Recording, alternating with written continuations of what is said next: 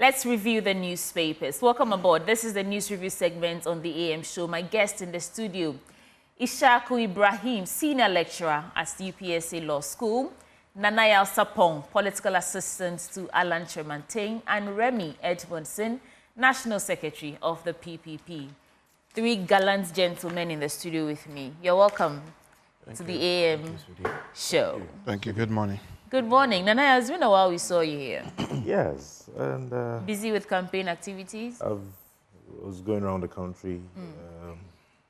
You know, we've had some rumors, and so we want to work and not leave any stone unturned.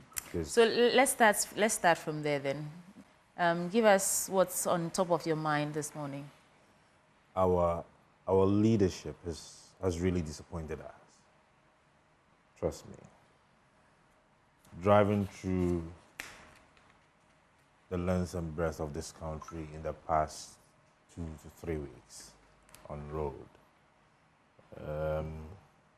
from using the famous Fofoso Solar Road, through using the main stretch on the Damango, through to the OT regions and the Volta regions. Leadership has really disappointed us.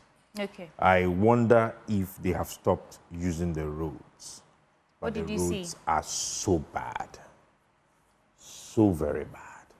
Yet we hear ministers say that they've constructed a lot of roads than even the days of Dr. Kwame Nkrumah.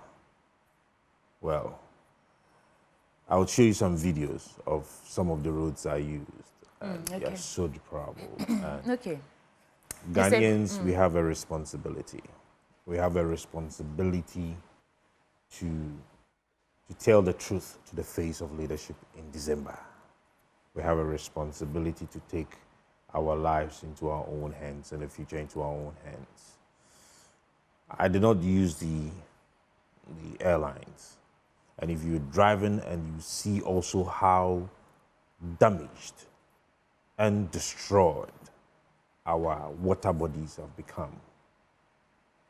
Sitting in Accra, sitting on national television and saying that you will not actually, you might not be able to tell the story as it is until you have seen the water bodies. Okay.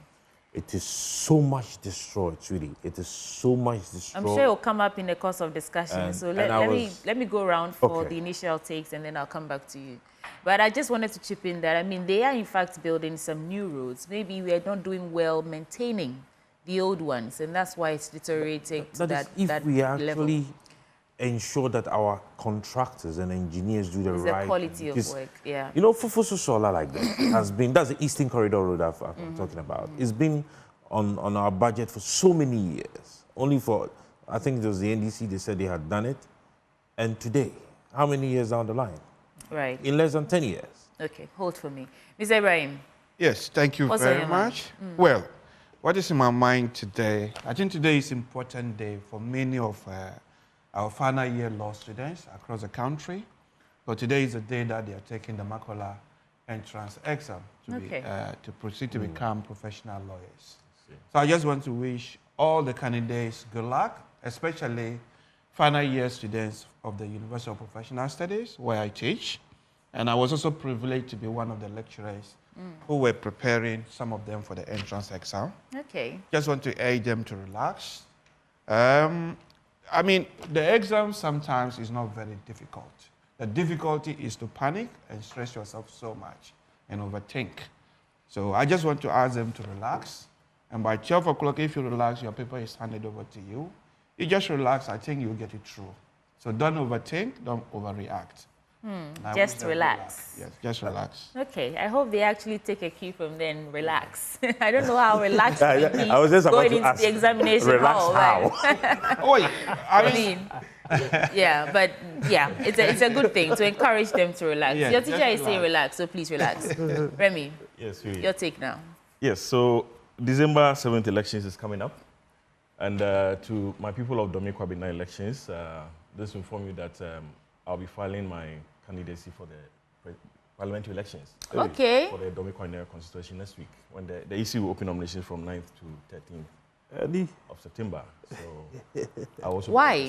Why do you want to yes, so file and become yes, so member in of the Parliament? coming weeks, some of the issues we'll be driving and then discussing with the electorate is primarily one of them is want to create awareness about the influx of campaign financing, political campaign financing. This is a subject I've been here, we've talked about it, we've discussed it on various fora, and yet it's just mouth talk. Now, we all complain about corruption, and yet nobody really questions the source of funding for politicians, including myself. So it's important for us to ensure that we amend the Political Financing Act and ensure that there's proper transparency. We need to know where we are taking our money from, who is funding our source of campaign, how we are spending the money, so that at the end of the day, we can properly quantify how much we are really spending on our political campaigns. Because if Sweetie gives me $100,000 and I come and take it from your house, or you bring it to my house, if I win, I'm going to do your bidding. If my senior lecturer, Ishak, also gives me some 50,000 CDs, and nobody knows about it, one day he comes and says, look, Remy, help me get this contract, do this for me, I'll be obliged. Because your hands are tied, you think? Then also, we want to throw light on the fact that, look, it's time that Ghanaians really stop voting on partisan lines.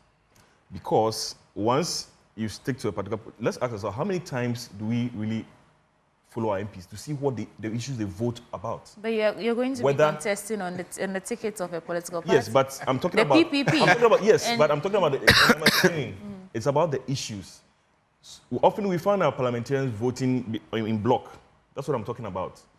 But do they really vote based on the issues that affect their people?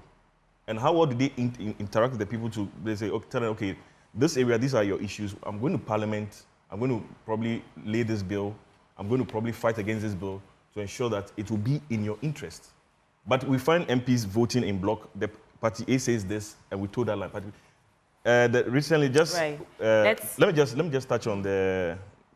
I've forgotten his name. I don't know if it's the one who was part of the Ken Must Go agitation in Parliament. He lost his seat. Okay. And I don't know if it was MP for Subin, but that's Subin. Yes, Subin. In his interview, I'm listening. he indicated that sometimes Collins. Yes, said that sometimes your party, yes, Eugene, said that sometimes your party can actually come against you if you refuse to toe the line. Okay. Everywhere in the world, not just Ghana. Yeah. But then that is what we should do. That is what the whips are for. And that is yes, but it is the people who voted. To whip you into line. Yeah. It's the citizens who voted you to be there. But it's not to go and then do their. Remy, you know what I want to ask you is, do you think you've done something notable in that constituency that would, earn you the support you're looking for? We have been engaging the people. I started this in 2014. Oh, so it's not just a decision you just took. Contesting some elections for the past 10 years. So we've been working. All right. Let's review the newspapers. So let me start from the Daily Graphic. Nana Akosua Kumankuma, new CPP flag bearer. That election was held yesterday. Congratulations to her. Bawumia will transform economy according to the NPP. 3 electrochem mining leases need no review. Parliamentary committee recommends. Political parties urged to promote peace towards December polls. I'm going to have to start from Nana Akosua Kumankuma, the new CPP flag bearer. I like to see that women are also leading the charge and giving the men a run for their money. The Convention People's Party has elected a former national chairperson of the party, Nana Akosua Frimpoma Sapon Kumankuma, as flag bearer for the 2024 general election. And she polled in 759 votes to clinch the position following a decentralized congress held across the regional capitals last Wednesday. Gentlemen, what do you think about Nana Akosua Kumankuma's candidacy to be president of this country? I'll start with you, Nana Sapon. Yes. And because of time, let's make our submissions brief. And she happens to be my namesake, Sapon Kumankuma. Okay. First of all, I agree with you. It's time that we encourage our women who are in politics to push forward into picking up higher positions and greater responsibilities. And I believe that she's coming on board with vast experience, having been the national chairperson for the CPP. It's unfortunate how their national congress ended up. In fact, the other gentleman refused to actually congratulate her because of certain things that had happened. But of course, she's now their candidate. She's welcome on board. Congratulations to her. And she should come and join the table of issues and not to start to throw out political insinuations and insults, as we see the deal, that's the NPP and the NDC doing.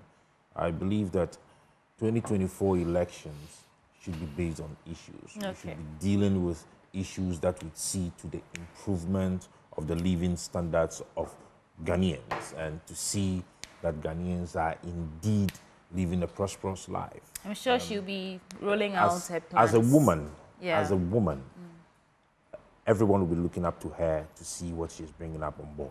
Right. As a woman, all eyes will be on her to see the impact she's going to make. I know the CPP is quite weak, but at least she would add some. Did you say the CPP is weak? I said the CPP is quite weak. Okay. I didn't say. And where are you inferring that? What are you inferring that from? For that matter, I think that. No, I want clarity. I want clarity on what is informing that assertion. She has a greater responsibility. You can't just let it go. You said the CPP is quite weak, Nanaya Osapo. Yes.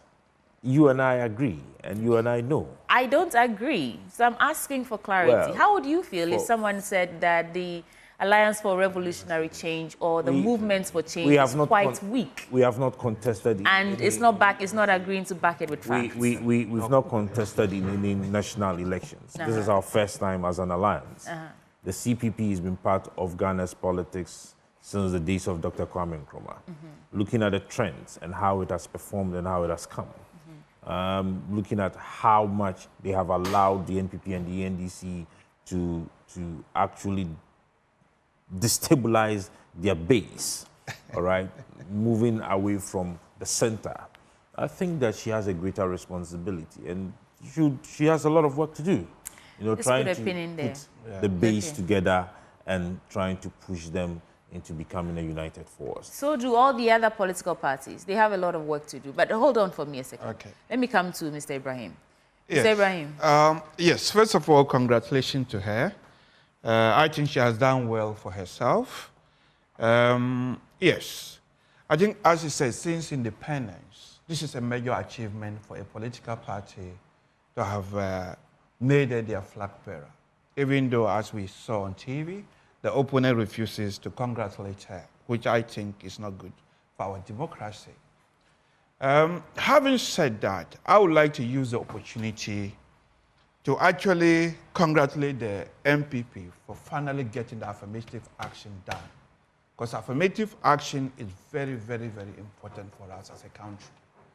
And then her election as a flag bearer reaffirmed that the future of Ghana will move into the future that would show that both men and women would have an equal shoot. This isn't the first time we're seeing a woman in a race to the Jubilee House. Yeah. The there was, the PPP, there was Bridget Jogboluku. Yes, but nevertheless, last election year. It's a reinforcement that affirmative action, we are taking it very, very seriously. Are we? Because it's not been assented yet. It's been passed by Parliament, but the President has yet to... For some reason, we are actually doing it. As a law lecturer, I can tell you that 70 to 75% of our students are female. In fact, very soon we may have to make laws to protect men when it comes to law school. So women are actually... Oh, look at the men coming for us now. Yes. Gentlemen, calm down.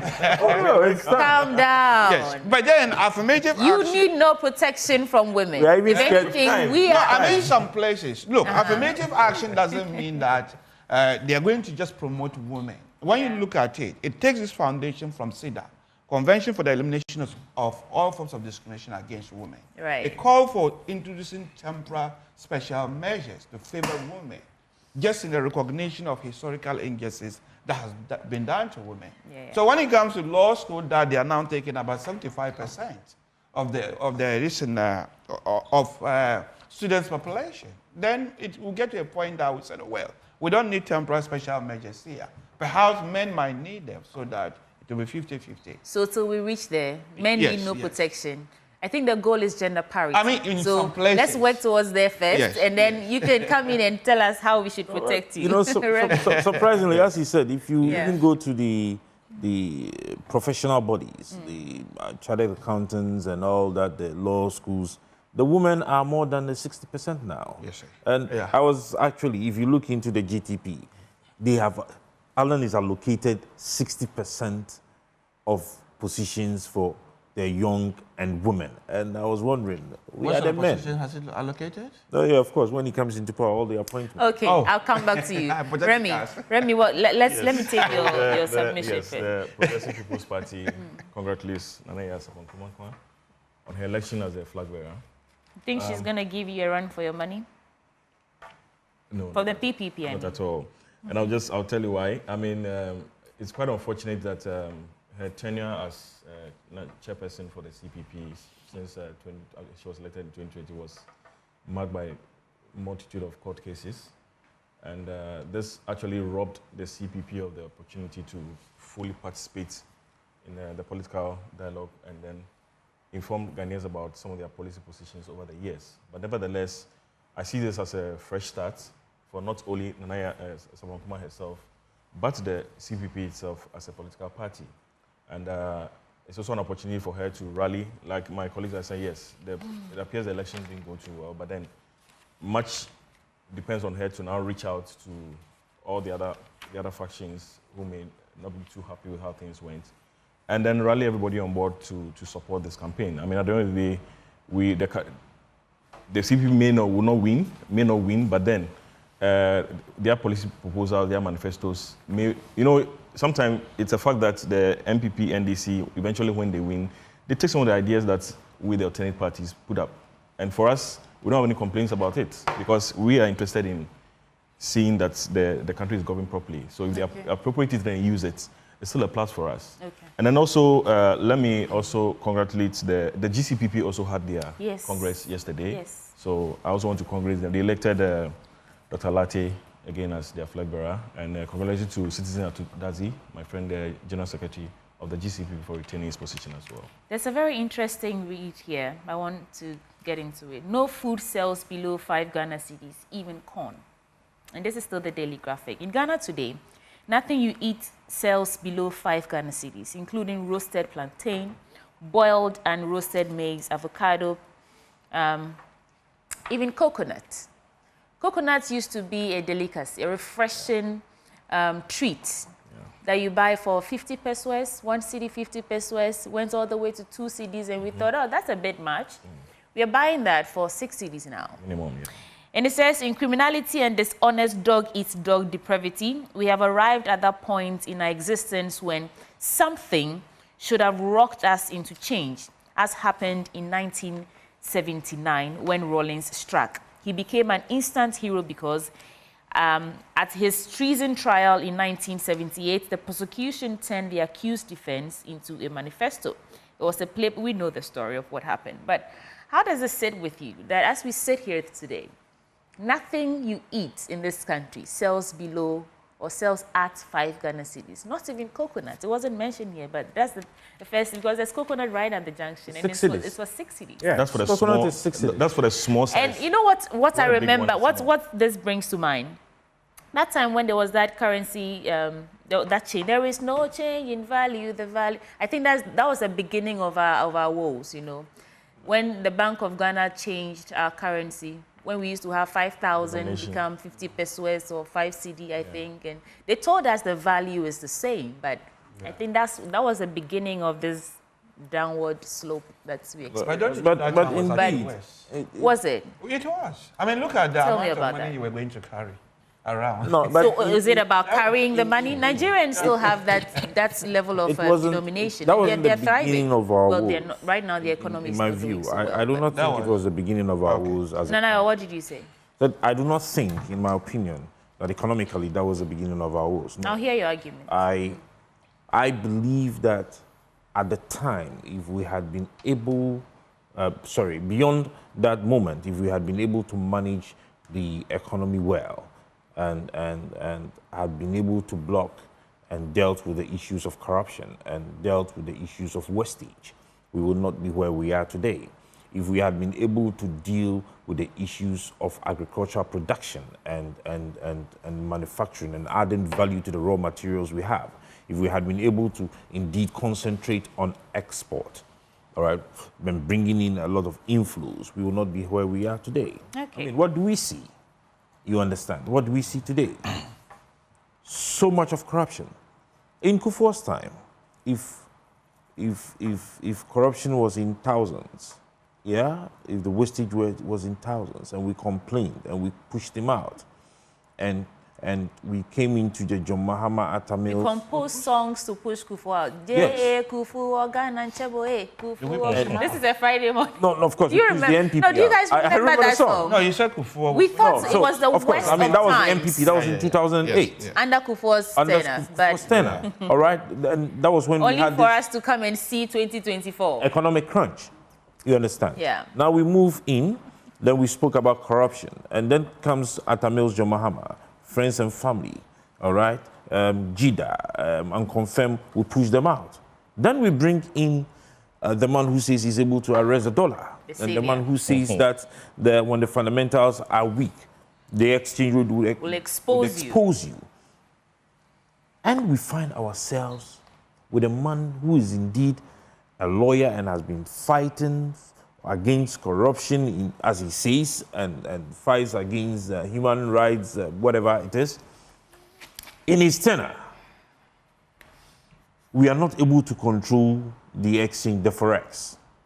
In his tenure, corruption, I do not want, you see, sometimes you are careful. No, the president, in his defense, the president says it's not that he's not aware about the incidents of corruption or the allegations of corruption. It's a due process to, prosecute those involved. So he's waiting for evidence. It has to take due process. So we cannot say that he's overlooking the incidents of corruption that is in waiting for due process. Yeah.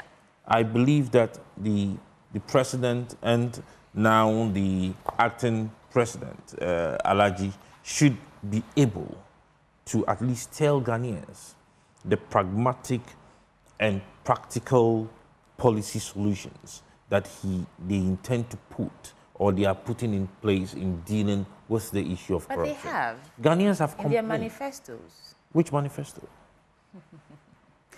To lead is to solve. They've outlined how the and that is why we are saying that everything we are going through today is as a result of bad leadership. Land on that point for me. It's as a result of leadership that has lost focus. So it's failed leadership. That's our problem. Okay. Mr. Ibrahim. Yes, I'll take off from where he started. I think as politicians, we need to be honest with us. I'll tie that to what you have just said. It is very true that prices of items have increased. But can we pin it down to just corruption? Let's look at what is happening elsewhere, not just Ghana. Very recently, the U.S. Democratic candidate made a statement when she was chosen as a flag bearer. She said there was something called global cost of living crisis, whereby almost every country was affected. And she said that the United States was particularly affected. And if she becomes president, this is where she was going to start. So that tells us that Ghana is not alone. Even the United States is affected. I have visited Britain last year on few occasions, this year at least twice. For the first time, I've seen students at SOAS, UCL, London School of Economics, queue for food. Because food around that area, and I have school around that area, has become so expensive that they were not able to afford it. That was zone 1. Some of them have to even travel to zone 4, zone 5. To get food at cheaper prices. There are food banks in the United Kingdom as we talk that is helping provide food for less privileged families. So we need to recognize that and accept it in that context.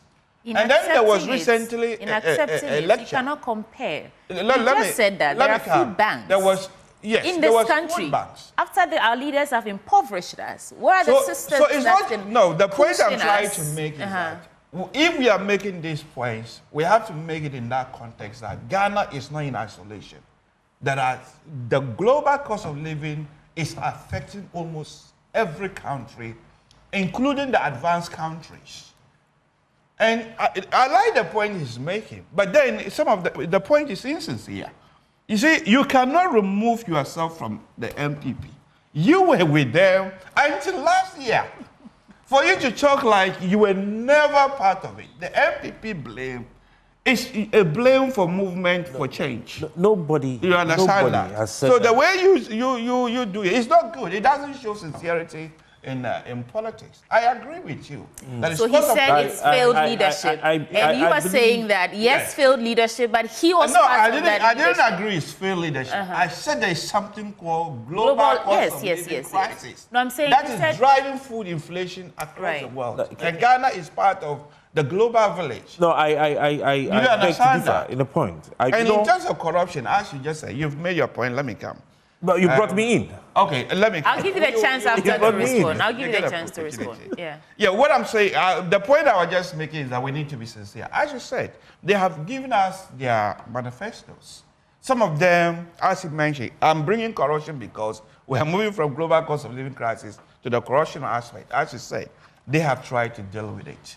The NPP have presented what they call the proactive measures. They don't want to wait till corruption even occurs. There are proactive measures that they want to take to stop corruption in the first place. And one of them they have presented is the Ghana card and what they really intend to do with it.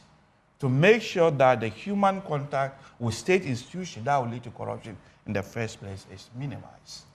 So I believe that if those proactive measures is implemented, it will minimize it. It can never stop corruption. No country in the world have succeeded in stopping corruption. So if there are evidence of corruption, we have state institutions such as EOCO, Special Prosecutor, and that of Shiraj. Okay. Citizens should actually report to them, and they then do thorough investigations. Okay. By saying that the president is a lawyer, and he has to do, as Shiraj just said, he has to follow due process. If you rush to court prematurely as a lawyer, you will lose a case. I have to put this to you. Okay. If you had to choose, if you had to make an assessment between, a strong political will to fight corruption and the removal of the human interface in our systems and institutions, which do you think would give us the results we want? Even on the back that you said we cannot really remove corruption ever, I mean completely. No country has but succeeded. Which would help us? Knowing how corruption has plunged us into debt. Yes. I think they are not mutually exclusive. Okay. You have to use the two. You will have to use the institution to deter. And then use the proactive measures to prevent.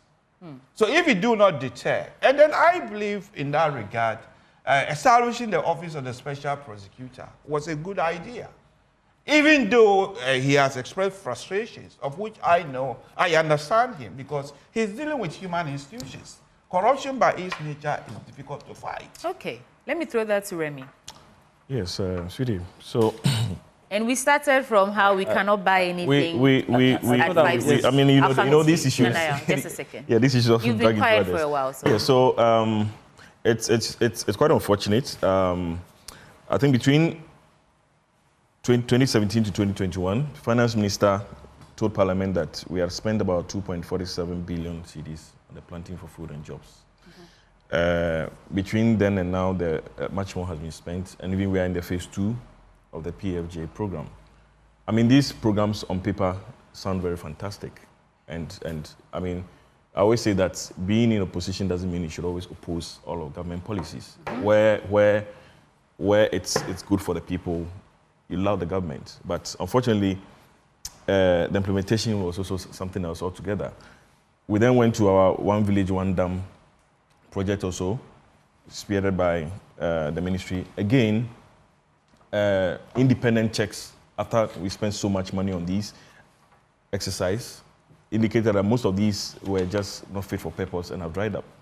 Now, we are in a situation where parts of the northern region are facing severe droughts. And again, we are voting money, allocating budgetary money that could have been used elsewhere to fix this. If the purpose of, I mean, we know very well that our weather is seasonal, farming is seasonal, and so the purpose of this dam initiative was to have helped check some of this so that farmers could be able to farm most of the time, not have to rely on the weather. Yes, so these are some of the challenges that it's a failure of this ruling government, wasting money. Just this ruling government? Well, they are in power. We are talking about now. Okay. Yes, like I was saying, the coconut, yes, you know, let me just chip in that coconut is one thing I wish every Ghanaian should be able to afford because of its immense nutrition and health benefits. Yes. But 6 cedis. If you don't have 6 cedis, yes, you can't buy coconut. And that 6 cedis is for the small one. The bigger ones are going for maybe 8 or more, you understand? Then also, as my brother touched on, that, yes, this was something that the government promised us, then opposition NPP, that they were going to work to cut down on the excess importation that we're going through. It's been almost 8 years in power, and we still import much of our food. Having to still, which is the dollar, as we know, has broken jail, it's already run away. The keys have been taken from the IGP, and it has escaped. We've not been able to arrest it. No. Okay, please. So you see, these are the real issues that we are facing, and the government has failed woefully to really tackle these issues. And if so long as we are importing most, before I came in, you were interviewing the Greater Accra Regional Chairman of the AGI, and he was questioning, yes, why we still import chicken and all these products. If we had import salt, Remy, salt. But if there was a deliberate process to ensure that we grow our economy by making sure that most of these things can be grown locally, it creates employment. All right. So failed policies and failed systems, global cost of living crisis, and failed leadership. Nana Yosapon, you have your 30 seconds to respond. And then we do some other stories. First of all, I'll just have to deal with this. Now, let us establish the fact that Ghana Card was never introduced by this current administration. Ghana Card, the act or the bill that introduced Ghana Card that was put in Parliament and was passed as an act, I mean, and he's a senior lawyer, he would definitely be able to do the checks, is Act 2006, Act 707. And this was done by President Kufuor during his tenure. And then piloting was done for Ghana Card. So it is not the policy of this current administration. He didn't say it was a policy. He says those are part of their strategies to combat corruption. See that those were policy strategies that so yes, that we've been able to establish. Now, on the second point, no member of the Movement for Change, myself, Alan Tremantin, has ever stated that we were not part of the NPP. Now, what we should know as a difference is that Alan then was a minister. There is a difference between having a ministerial authority and having a presidential executive authority. Then he's a lawyer, he understands this. Now, Alan reports to the president. He makes recommendations, and whether or not the president and his vice, as chairman of the economic management team, would take it, it's at another level, you understand. At cabinet, he would make proposals, but whether it is accepted or not, that is that of the president and his vice to take. Did you listen to Bawumia during let me just put something in context for you. I think it was that media encounter, and he said that he cannot dissociate himself from the failures and successes of this government because everything was a collective responsibility. And that's so how cabinet if you go to cabinet and cabinet decides that they are going to take a particular action, and that is why we stepped out. It's as simple as that. You don't get the opportunity to say that we have made proposals, and it's up to the president and of course, and I'm telling you, leave it. And I'm telling you, if you have opportunity to read some of the cabinet documents, and even if you have opportunity to analyze in details policies that have actually been successful in this current administration, these are policy proposals by Alan Tremantin. The one district, one factory. Yesterday. The BRCs, the business resource centers that was seeking to actually build entrepreneurs in the youth and to create jobs. Right. The automobile industry that actually came in to expand the auto industry. We're looking at the AFCFTA. Okay, we've seen. That has we made get it. We know what Alan did when he was minister. So you cannot sit here and tell me that Alan failed. Yesterday, it doesn't work. Yesterday, Angola made some of us cry, right? I don't know how many of you were enthused about that game. I didn't cry. You didn't cry? I didn't cry. Some people were like, why? After building up so much excitement, and I'm asking myself, do you not know better than to build up excitement for a Black Star game at this point? I know some people will come for me, but this is what we are. Let's review that briefly and now come to your newspapers. How did you feel about the game yesterday? Did you watch it? No. Remy? Remy, you seem to be offline with I was busy working towards our presidential filing next week, and of course my own personal election. So that's more important. But this is important. What is important? In fact, as I was going home, our reputation as once I learned the results when I was going home. Yeah. I was happy. I was happy we lost. I'm a Ghanaian. I'm not being unpatriotic. But when we spent $250 million to host a 13-day game and spend how much? $4 million on tax and so much outrageous sums. If we win, I told myself that if we win, how much money then are we going to vote and then spend?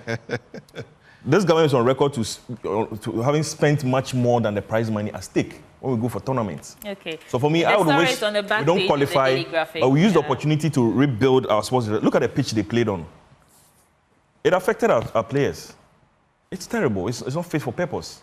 And so I would wish we rather stay at home and then work as a country, focus on ensuring that we really look at our code soccer. When we were young, it was so exciting.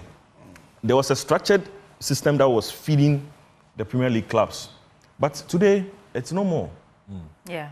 Mr. Ibrahim, how did you feel about the game yesterday? Okay. I must admit, I didn't watch it yesterday. Okay. All right. I'm also not a very big fan of football. Oh. In fact, I've lived next to the Arsenal Stadium more than 8 years. I've never stepped inside it. But having said that, I watch football whenever Ghana is playing. I'm somebody who likes the patriotism it brings. So I'm very sad to know that my colleague here said he is very happy when Ghana lost. Don't be my brother. I think that is one of the things that should unite us as a country. But here we are. That at least that's why our differences, there are few things that really unites us. So I remember a time when we would all come out of our homes clad in the nation's flag and colors on the streets because Ghana is playing CAN 2008 or so. Like, you know, football used to be something to look forward to in this country. So that is a new low for us as a country. There must be some few things that will unite us. That's why our political differences. And one of them would be when Ghana is playing. So please revise your notes. I will not. I think that over the years, I will when we. Over the years, we have known the problems that we face, or the sports industry is facing. But then, over the years, the various parties that have been in power dealing with our sports also have their own concentration. Alan Chomantin has made certain proposals, and I think that all of us in Ghana agree that gone are the days when we used to have a very lovely football time where we knew the source of the people who come on the pitch, and that is all collapsed. The coastal matches that we used to play in our various areas, and so we are proposing that there is a need to bring back the love for the game and to also find ways to encourage these very young ones' talents and find a way to put them together. Okay. Now, that would only be possible when we have been able to attract, that is government facilitating and attracting private sector in investing into these young talents and also investing into the facilities that are used for these footballs. It was so embarrassing yesterday. I didn't watch the match, but after the match, I think they interviewed one of the foreigners that came around to witness the match. I think he's a football administrator. Looks like none of us watched the He game. Complained. None of you watched the game. I watched He a bit of complained it. about the pitch. And at some point, I just had to stop And watching. he complained about the pitch. And it's so embarrassing. If Ghana actually is one of the biggest football destinations when it comes to sub-Saharan Africa. Right. And our facilities are like this, then there is a need. And we have a long way to go. I think there's actually a fuller discussion. There's actually a fuller discussion. Musa Nabil Abdullah will bring that in a bit. So let's move on. I want to get into your story. The sad part is that our youth now are more interested in the Premier League, foreign leagues. What did I because it's more attractive. Yes, and that's what I'm saying. That's how low we have sunk as a nation. But that's our people should be interested in our league. Listen, actually, under this government, they have brought in a lot of sports infrastructure. As tough, Northeast alone, I can tell you with confidence, we have never seen a stadium. But we now have about 6 ASOSTOF. How good and apparently is that they have built. That is a no, let me come. It doesn't matter. Please. You said they have part of the would encourage and apparently they have built more than. Nobody is only about infrastructure. But Mr. Ibrahim, none of us said that the NPP. No, he said. Did I say? He said we need. What did you say? I said we need. Yes. As a government. But we need to recognize that there's a lot of investment. So no one has said that. No one has said that this government has not done anything. Even with this government. Okay, gentlemen, for the purposes of with this government, what is the quality of infrastructure they have built? Let's go into it. And the maintenance. And the maintenance of it. Gentlemen, even in this government. 2 minutes to go. Then you find a newspaper. The stories it is not about the infrastructure. It's about the quality of it. It says here, Senate, on the front page of the New Finder, it says here, Senate remains solid, despite challenges by the Director General, Kofi Bosompem Osafo-Mafo. And then Dr. Ernest Addison, the Governor of the Bank of the says banking sector profit up by 25.5%. And then financing small businesses, the IFC and Access Bank team up. We can do one and then we go. Sure. Okay, so just briefly, the Social Security and National Insurance Trust continues to manage its assets prudently to safeguard the interests of contributors and pensioners. Director General Mr. Kofi Bosompem Osafo-Mafo has assured. And this was at a breakfast meeting organized for employers in Accra, where he reassured stakeholders that despite their challenges, the trust remains committed to fulfilling its obligations while improving operational efficiencies and expanding services. I mean, given what they've been through in recent months, it sounds reassuring from the Director General. I'm very happy that organized labor sank in their teeth and beat this government and got them to back down from handing over the hotels. Let's see how it goes. Yes, that I hope that this will not just be rhetoric, but at least in his channel, let's see that he can turn around there, because it's a fact that pensioners are taking home woeful salaries, and people are actually very scared. I'm telling you, people in their late 50s who are approaching their last 2-3 years, we talk to them and they're quite scared because they're looking at what pensioner bondholders are still still picketing. Exactly. So Bridget Jogwenuku said something yesterday that stuck with me. She says it takes a lot of strength to not be hopeless when you wake up in this country these days. Mr. Ibrahim, what paper do you have and what are the stories on the front page? I think the publisher, the Ghanaian publisher, NPP replaces Nkoko PC with David Asenti. Gushogu MP triggers defection in the NDC, and NDC hasn't endorsed anyone for GBA president. Okay, so because of time, I'll rather come to you individually for a wrap of your thoughts so that we can go. I'll start with you, Nana Elsapon. And so the Youth Caucus for the Movement for Change yesterday issued a press statement on the happenings of the Galamsey, and I just want to touch on it. You see, it's sad that when we have a national crisis that needs us to actually debate policy measures to dealing with the canker, then we would have political parties play partisan politics with it. Sweetie, this is a national crisis, and there is no need for us to do partisan politics with it. Our water bodies are being destroyed. If you look at the white vote now, it is becoming a coffee Milo voter. And I think that for us as the young Ghanaians, for us as a people, moving away from those areas and coming to live in the urban areas where we think that we are running away is not what is going to help. Okay. Ghana Water is complaining. Make it very brief for me. They That time is up. actually have increased their budget by over 60%, trying to treat water. They've shut down about 2 of their plants. If you go to these areas where galamsey is dominant, what is happening is that they have health issues. People are developing cancer. Babies that are born have impaired deformities and all that. So I think that we shouldn't do partisan politics. If you read the page 77... No, that's fine. We shouldn't do partisan I'm politics. just concluding. Ibrahim, no, I'm just concluding. We have to go. Ivy understands.